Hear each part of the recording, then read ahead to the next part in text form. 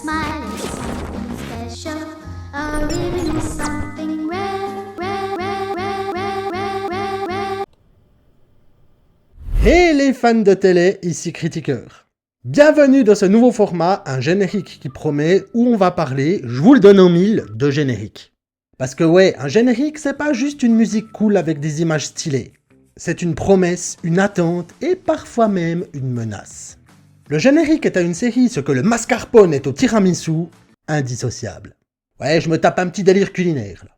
Vous aimez le tiramisu? Dites-le moi en commentaire. Et d'ailleurs, à ce titre, générique!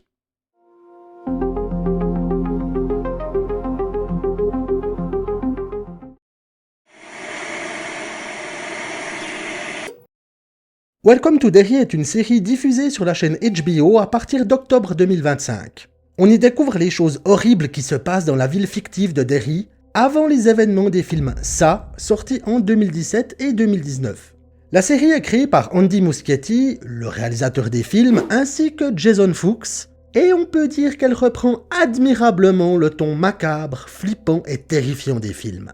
Et au début de chaque épisode, on a droit à ce générique qui est, disons, assez particulier. Pour des raisons de droit, je peux pas vous le passer en intégralité, par contre, vous le retrouverez en description. Alors, allez le regarder et revenez pour la suite. C'est bon? C'est fait? Eh bien, ce que nous promet ce générique, c'est une série dérangeante, malaisante, terrifiante. Pourquoi? On va voir tout ça ensemble. La chanson que l'on y retrouve est A Smile on the Ribbon, littéralement un sourire et un ruban, sortie en 1956 et interprétée par les sœurs Patience et Prudence McIntyre. Et contrairement à certains commentaires sur le web, il n'y a pas de malédiction liée à cette chanson ou à leurs interprètes. Arrêtez de croire tout ce que vous lisez sur internet. Le ton de la chanson est léger, presque aérien, et on l'écoute comme on dégusterait un milkshake à la vanille dans un diner d'une petite ville paisible des États-Unis. Pourtant, les paroles parlent des problèmes qui se cachent derrière l'apparence du bonheur. Et ça, c'est exactement ce qu'il fallait pour que ça fonctionne pour Welcome to Derry. Alors, pour ce point-là, le générique fait très fort. Visuellement, nous avons des dessins typiques des années 60, du genre que l'on peut retrouver sur certaines cartes postales. Pourtant, à plusieurs reprises, le ton est dérangeant, presque malsain. Une affiche missing et la fameuse bouche d'égout tant redoutée, un tentacule tenant une sucette, un enfant subissant une lobotomie avec des médecins qui semblent trouver ça vachement fun, deux yeux menaçants, un ballon rouge et une immense explosion, la main de Gripsou sur un projecteur, le massacre du gang Bradley et l'explosion des usines Kitchener, entre autres.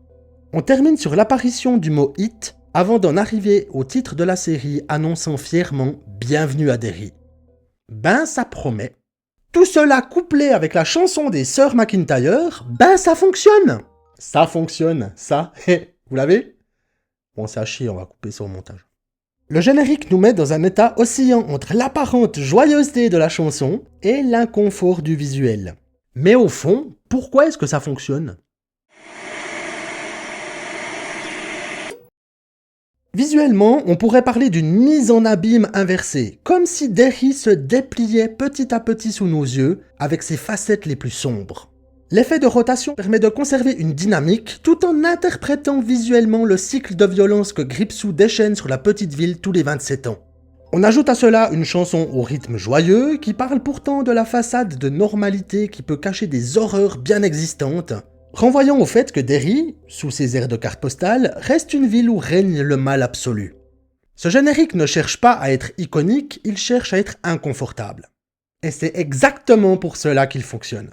Qui plus est, c'était l'effet recherché par Andy Muschietti, l'apparente normalité qui devient effrayante. Et on peut ajouter qu'utiliser une chanson avec une voix d'enfant est très malin pour une série qui parle d'une entité maléfique à l'apparence de clown qui dévore des gamins. Bon, faut avouer, ça upgrade l'ambiance d'un cran quand même. Et après cette petite musique agrémentée d'images dérangeantes, on plonge dans les différents épisodes de la série qui reflètent admirablement bien cette contradiction entre l'apparence et le fond.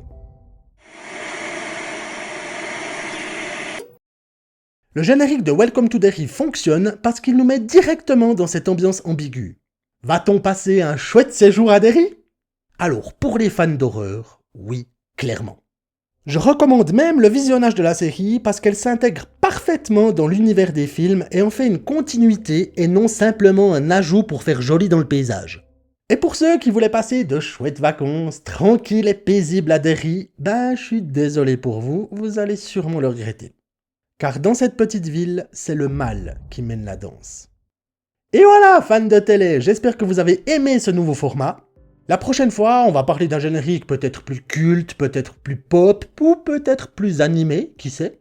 N'hésitez pas à vous abonner, à partager et à me laisser un bon vieux pouce bleu. Ça fait toujours plaisir et ça aide grandement la chaîne. Vous savez, l'algorithme, tout ça, etc., etc.